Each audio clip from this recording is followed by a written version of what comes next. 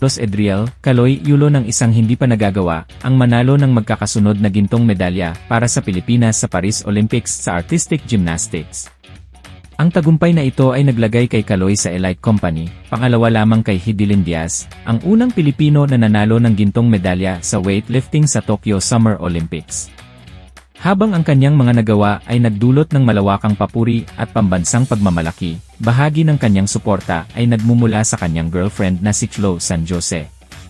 Habang patuloy na dumarating ang mga mensahe ng pagbati at parangal para sa atleta, sinisiyasat ng Philippine Entertainment Portal si Chloe, isa sa mga haligi ng kanyang buhay. Kilala bilang Chloe, ang kanyang buong pangalan ay Chloe Angeli San Jose. Nagsimula ang edukasyon ni Chloe sa Melbourne, kung saan niya natapos ang kanyang primary at secondary education. Sa kasalukuyan, siya ay nag-aaral ng nursing. Si Chloe ay isang content creator at social media influencer na may focus sa fashion, lifestyle, at travel. Isa rin siyang musikero at naglabas ng unang single na Aking Pagmamahal na inialay kay Carlos.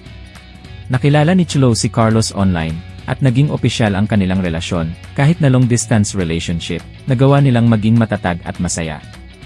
Sa kabila ng mga chismis at intriga, nananatili si Chloe bilang isang mahalagang suporta kay Carlos, na patuloy na nagdadala ng karangalan sa bansa.